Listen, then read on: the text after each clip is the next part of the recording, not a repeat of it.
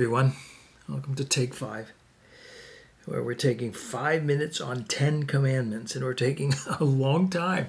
This is the 18th show, and we're on the 7th commandment.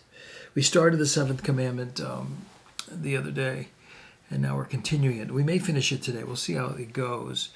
It's a thick one. It's a prevalent one. If you didn't listen to last show, you shall not commit adultery, and so it deals with the ubiquitous subject of sexuality and sexual intimacy. And so even as I introduce the subject, in a sense, it's too bad that the subject of sexual intimacy, of sexual desires, of all of that, it's too bad that it often has a negative connotation in the church world, or at least in church speak. The average person in the world, when you think of sexuality or sexual intercourse or sexual love, and then you think of religion or church, it's like, aha, taboo. And in a sense, this commandment proves it. You shall not commit adultery. It's always in the negative. That's too bad, because it's not meant to be that way. From the beginning, God gave us our bodies, and God gave us our desires and our sexuality as a gift. So let's say sex is magnificent. Sex is great. But let's also say it's not our identity. It's not our idol.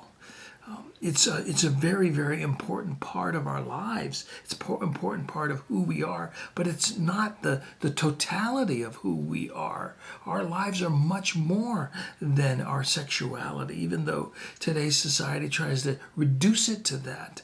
But hear me say, okay, let's stay as positive as we can with this negative commandment. You shall not commit adultery, indeed.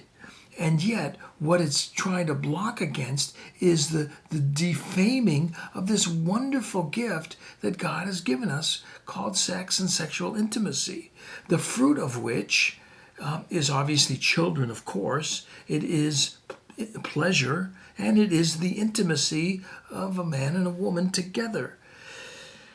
Now, so let's keep it positive. I was about to say it's not an obsession, and it's not meant to be an idol, even though in our day and age it's communicated that way. Everywhere you look and everything you hear, both in Madison Avenue and it's in the news, it's everywhere. So it can be an obsession, it can be an idol, but I'd like to refer to it as a fire. In many ways, sexuality and sex can be like a fire, where in the fireplace, it's great. It's doing what it's meant to do. In the fireplace, fire is a great thing. When it fulfills its purpose, the fire is, you warm your hands up, you warm your food up when it fulfills its purpose. But like a fire can be very dangerous.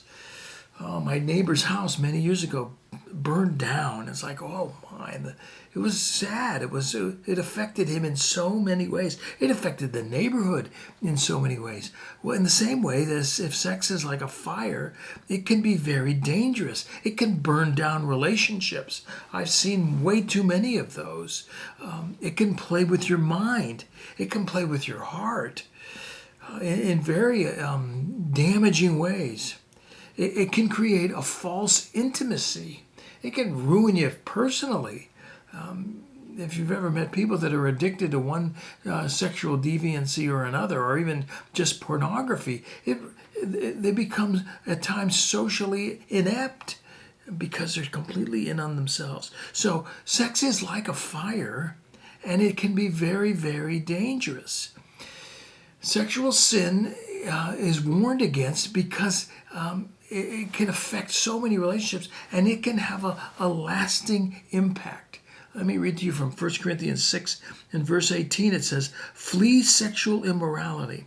Every other sin a person commits is outside the body, but the person who is sexually immoral sins against his own body."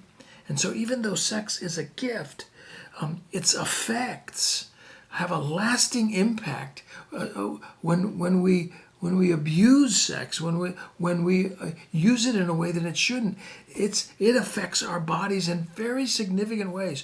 I told you I've been looking at John Calvin throughout this series, and he says this: sexual sin leaves a stain impressed upon the body, leaves a stain impressed upon the body, not impressed upon it from other sins. Don't commit adultery, he says, because the sexual sin, adultery and other sexual sins, will affect you and even your body. It'll stain it in ways that other misbehaviors won't do. It's a caution. It's a very serious caution. Like a fire, it can be really dangerous, and it can burn all kinds of things down that you find really, really important in your life. It's a good command. It's an important command for the safety of your own heart, of your own relationship, and even of society. All right, I'm going to stop there. We're going to go one more time next time, and we're going to look at what Jesus says about this, because he's going to take us even deeper to see how this is a stain and where the desire for sexual immorality really comes from.